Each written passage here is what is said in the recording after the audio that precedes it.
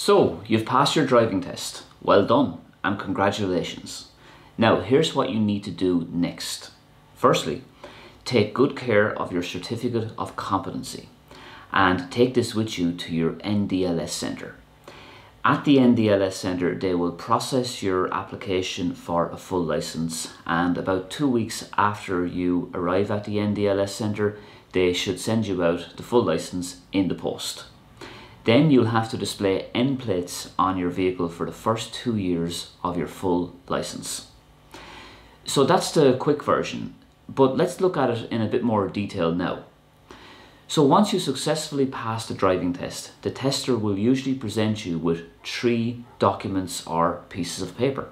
A certificate of competency, a report sheet highlighting the faults incurred, and usually they'll also give you an application form for a full licence that you'll take with you to the NDLS centre. The certificate of competency is an important document and you'll need this to apply for your full licence. It expires after 2 years, so if you do pass your test, then apply for the full licence straight away. There's no point in delaying. You can apply for your full licence online without the need to fill out forms or papers. In order to do this, you must have a public services card and a registered MyGov ID. For more information on this, I will leave a link in the description. You can apply in person at your local NDLS centre if you are not able to apply online.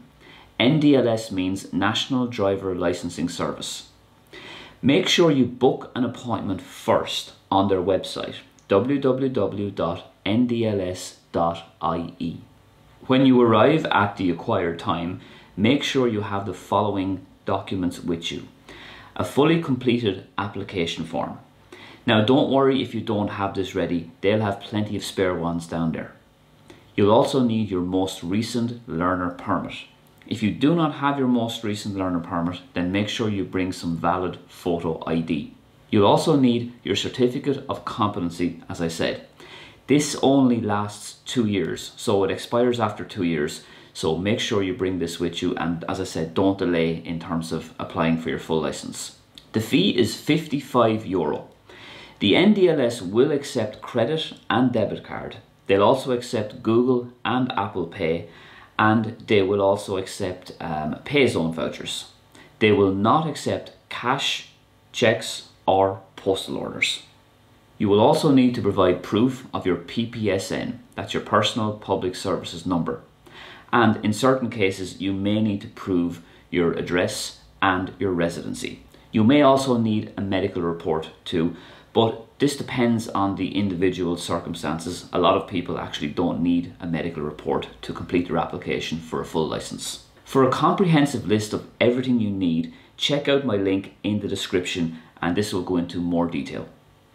Just because you've passed your test does not mean you can drive unaccompanied or on a motorway immediately. You need to wait until your full licence arrives in the post to enjoy these benefits. And once your full licence arrives, don't forget to let your insurance company know that you are now a fully licensed driver. You may or may not get a refund on your policy. For the first 2 years of your full licence, you'll have to display N plates, otherwise known as novice plates. This highlights to other road users that you are in the early stages of your driving life and you are a novice driver who still has lots to learn. As a novice, you have a lower threshold of penalty points leading to disqualification. So 7 penalty points accrued means you are off the road.